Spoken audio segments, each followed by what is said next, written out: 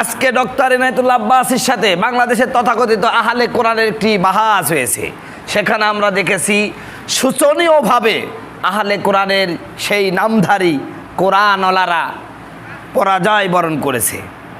Doctor Inayatullah Abbasi অনেকগুলো প্রশ্ন করেছে, একটা প্রশ্নের উত্তর দিতে পারে না, মাত্র 30 মিনিট তার সামনে দাঁড়াতে পারে নাই।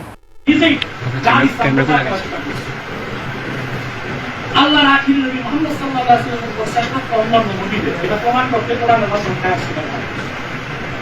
বুখারী মুসলিম পুরো পরিচয় দিয়েছে বলছে তার বইতে 20 নম্বর সহ আছে যে বইটা কুতুবুস সিত্তার পরে সকল ইমামের উস্তাদি বুখারী মুসলিম। তো বুখারী মুসলিম যদি বাদ হয় তো সব হাদিস বাদ। অসংখ্য জায়গায় হাদিসকে দলিল হিসেবে পেশ করতে 63 পৃষ্ঠা সে নিজে তার বইয়ে দরুদ ইব্রাহিমের কথাটা উল্লেখ করে আছে, যেটা বুখারী শরীফে আছে কোনো কিতাবে আছে। তাহলে বুখারী মুসলিম পুরাই পরিত্যাজ্য হলে সে বুখারী মুসলিমকে দলিল দেখা হবে পরিত্যাজ্য তো পরিত্যাজ্য, সেটা তো রিসিভ করার কথা না। সে তো জাকির নাকি বড় স্কলার। বাস আমি আপনাদের সামনে তুলে ধরলাম তার ভণ্ডামি, সে কিশোরে কাফের ইসলামী শরিয়া আইন থাকলে তার মৃত্যুদণ্ড মৃত্যু। আর আমার বন্ধুগণ, আমার ভাইয়েরা, মানুষকে এরা বিভিন্নভাবে বিভ্রান্ত করছে। তারা বলে হাদিস 200 বছর পরে লেখা হয়েছে, এগুলো তো রসুলের মৃত্যুর পরে লেখা হয়েছে, সুতরাং এগুলো ভুল, এগুলো সব বানাউট, একমাত্র কোরআনই সত্য, কোরআনে যা আছে অতটুকু মানলেই ধরবে। আমার বন্ধুগণ, আমার ভাইয়েরা, এই হাদিস 200 বছর পরে লেখা হয়নি, রসুলের জামানায় লেখা হয়েছে। আল্লাহ রসুল সাল্লাল্লাহু আলাইহি সাল্লামের কাছে একজন সাহাবী বলেন, হুজুর আপনি যা বলেন আমি তো তাই লিখি। লোকেরা বলে তুমি হুজুর যা বলছে তাই লেখো, তো হুজুর তো অনেক কিছু আছে এমনিই বলে থাকেন, তো হুজুর আমি কি লেখা বন্ধ করবো? আল্লাহ রসুল সাল্লাল্লাহু আলাইহি সাল্লাম তখন ওই সাহাবীকে ডেকে বলেছিলেন, এই মুখ দিয়ে আমি যা বলি সবই আমি আল্লাহর কালাম বলে থাকি। সুবহানাল্লাহ। সুতরাং হাদিস 200 বছর পরে লেখা হয় নাই, রসুলের জামানায় লেখা হয়েছে।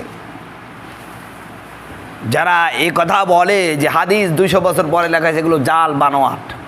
তাদেরকে বলি কোরআনুল কারীম যদি হাদিস না মনে হয়, কোরআনুল কারীমেরও তো মুতাওয়াতির থাকবে না, ধারাবাহিকতা থাকবে না। এই কোরআনুল কারীমই যে রসুল সাল্লাল্লাহু আলাইহি সাল্লামের উপর নাজিলকৃত কোরআন শরীফ, এটাও তো হাদিস দ্বারা প্রমাণিত। হযরতে ওসমান রাদিয়াল্লাহু তাআলা আনহু এই কোরআনুল কারীমকে জমা করেছেন, যেটা হাদিস দ্বারা প্রমাণিত। তাহলে আপনি হাদিস ছাড়া যাচ্ছেন কোথায়? আপনি যদি হাদিস না মানেন তাহলে চোরের বিচার করবেন কেমনে? আল্লাহ রাব্বুল আলামিন বলেন ওয়াসারিকু সারিকাতু ফাকতাহু আইদিয়াহুমা। আল্লাহ রাব্বুল আলামিন বলেন চোর এবং চুন্নির হাত কাটো। চুরি করলেই কি হাত কাটা হবে? কতটুকু টাকা চুরি করতে হবে, কতটুকু সম্পদ চুরি করলে একজন চোরের হাত কাটা হবে, সেটা হাদিস দ্বারা প্রমাণিত। হাদিসে তার ব্যাখ্যা আছে। আপনি যদি ব্যাখ্যা না পড়ে শুধু কোরআনের আয়াতটা পড়ে দেন, তাহলে তো ওই 58 পয়সা চুরি করলো তার হাত কাটা লাজেম আসে। এরপরে অনেক বিধান আছে, যেমন আল্লাহ রাব্বুল আলামিন বলেন কদ আলিমনা মা ফারাদনা, আমি জানি কি ফরজ করেছি স্বামীদের উপর, তাদের স্ত্রীদের মোহর হিসাবে আমি কি ফরজ করে আমি আল্লাহ তাআলা জানি। এখানে আল্লাহ তাআলা বলেন নেই কত টাকা মোহরানা দিতে হবে। আপনি যদি হাদিসের কাছে না আসেন, ইজমা কিয়াসের কাছে না আসেন, তাহলে তো মোহর কত দিবেন, কত দিলে কোরআনের উপর আমল করা হবে, এটা কি সম্ভব? এমনকি আপনি নামাজ পড়েন, নামাজের মধ্যে কিভাবে রুকু করবেন, কিভাবে সেজদা করবেন, কিভাবে রুকুর মধ্যে কোন তাসবিহ পড়বেন, সাজদার মধ্যে কোন তাসবিহ পড়বেন, নামাজের সিস্টেমটা এটা তো পুরাপুরি বিস্তারিতভাবে কোরআন শরীফে নাই। তাহলে আপনি কোন জায়গা থেকে প্রমাণ করবেন? অতএব এই যারা কোরআন আহলুল কোরআন দাবি করে এরা ভণ্ড, এরা প্রতারক। পৃথিবীর সব চাইতে আমার বন্ধুগণ, আমার ভাইয়ারা, ইমান বিধ্বংসী যারা যত কাজ করছে তার মধ্যে অন্যতম আহলে কোরআন। এরা ভণ্ড, এতে কোনো সন্দেহ নাই। সাধারণ জনতাকে বলে শুনুন, ওলামা একরামের কথা শুনুন, যে বেটা তোমাকে আজকে শুধু বলে আহলে কোরআন, কোরআন মানতে হবে। আমার বন্ধুগণ, আমার ভাইরা এইভাবে বিভ্রান্ত করছে, আকর্ষণীয় সুন্দর মজাদার কথা বলে। আপনি গিয়া দেখেন এরা কোরআন শরীফটা পর্যন্ত সহিভাবে পড়তে পারে না, বাংলা পড়ে, বাংলা। বাংলা শরীফ পড়ে পড়ে ফতোয়া মারতেছে, কোরআন অর্থ বোঝে না। আরে বন্ধুগণ, আমার ভাইয়েরা, কোরআন বোঝার জন্য তো আরবি শব্দগুলো জানতে হবে।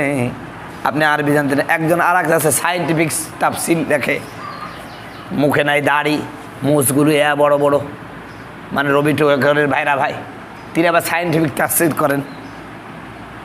তিনি তাফসীর করেন, তার বক্তব্যগুলো শুনবেন। কোরআনের আয়াত সরাসরি তর্জমা করে না, উনি ইংরেজিতে তর্জমা করে, ইংরেজিতে তাফসীর মারে। ইংরেজি তাফসীরের ইংরেজিতে কি অর্থটা দিয়েছে ওই অর্থটার বিস্তারিত ব্যাখ্যা দেয়। কোরআনের আয়াতে আলহামদু শব্দ আলিফ লামের কি অর্থ হচ্ছে, হামদ শব্দটা কি বোঝাচ্ছে ওগুলো না, উনি ইংরেজি দিয়ে অর্থ করেন। মানুষ এগুলো শোনে। আসলে আমি বুঝতে পারি না, সব ক্ষেত্রে মানুষ খুব সতর্কবান, খুব চৌকান না, কিন্তু এই কোরআনের কাছে আসলে না জানার ভান করে, আমি বুঝতে পারি না। আরে বেটা, আমি ডাক্তার না, আমি ডাক্তারি বিদ্যায় যদি পণ্ডিতি দেখাই, আপনি নিজেই নিশ্চয়ই বলবেন এই লোকটা বেটা পাগল। তাহলে যারা কোরআন বুঝে না, জানে না, ওরা কোরআনের ব্যাপারে যখন পণ্ডিত্য দেখায়, কেন তাকে পাগল বলো না? আমার তো এটাই বুঝে আসছে।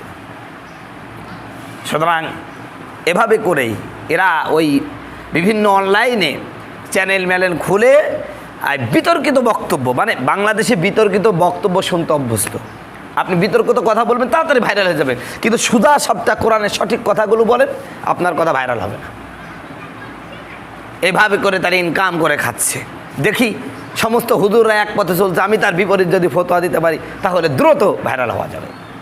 এই চিন্তা নিয়ে এই সমস্ত আহলে কোরআন নামধারী, আহলে কোরআন, আহলে হাদিস এবং কাদিয়ানি, এরা ভণ্ড, এরা প্রতারক জাতির ইমান নিয়ে তারা খেলায় মেতে উঠেছে। এই জন্য এদের থেকে সবসময় দূরে থাকতে হবে। আল্লাহ সুবহানাহু তাআলা আমাদেরকে এই সমস্ত ফেতনা ফাসাদ থেকে হেফাজত করুক। সে সাথে ডক্টর ইনায়েতুল আব্বাসীর জন্য দোয়া করছি, আল্লাহ পাক তার হায়াতকে বৃদ্ধি করে দিক। গোটা বিশ্বের এবং বিশেষ করে বাংলাদেশের সমস্ত বেদাতি ভণ্ডদের জমে পরিণত হয়েছে ডক্টর ইনায়েতুল আব্বাসী। আমাদের কারো পড়াশোনা করার দরকার। বাংলাদেশে যারা মেধাবী ছাত্রছাত্রী আছেন, যারা ছাত্র ভাইরা আছেন, আমি তাদেরকে অনুরোধ করব, ডক্টর ইনায়েতুল আব্বাসীর মতন চতুর জ্ঞানী হওয়ার চেষ্টা করুন। কওমি মাদ্রাসায় দাওরা পড়েছেন, সময় আছে, আবার জেনারেল লাইনে পড়াশোনা করুন। চতুর্দিকে জ্ঞান অর্জন। আজকে বাতিলেরা পড়াশোনা করছে, আর নাস্তিকের বাচ্চারা সহ শুধুমাত্র মানে ইসলামকে নস্যাৎ করার জন্য, ধ্বংস করার জন্য ইচ্ছাকৃতভাবে ওরা কোরআন হাদিস পড়ে ওদের মন মতো করে মিথ্যা সত্য মিশিয়ে ব্যাখ্যা দিয়ে মানুষকে বিভ্রান্ত করছে। অতএব এদের বিরুদ্ধে যদি আপনাকে কথা বলতে হয়, আপনার এলমি যে ময়দানটা খুবই উর্বর হতে হবে, অনেক বড় হতে হবে, তা না হলে এদের সামনে টিকা আমাদের জন্য ইম্পসিবল হয়ে যাবে। আমরা দোয়া করি আল্লাহ রাব্বুল আলামিন আমাদের সকলকে সহি বুঝদান করুক, আর এই আহলে কোরআনের এই ভণ্ড বিশ্বাসী থেকে আমাদেরকে হেফাজত করুন। আমরা মানি, আমাদের দলিল হলো সর্বপ্রথম আল্লাহর কোরআন, এরপরে রসুলের সুন্নাহ, এরপরে ইজমা, এরপরে কিয়াস। এই চারটার সমন্বয়ে ইসলাম মানব, ইনশাআল্লাহ সুন্দর সমৃদ্ধ থাকতে পাবো। আল্লাহ আমাদের কবুল।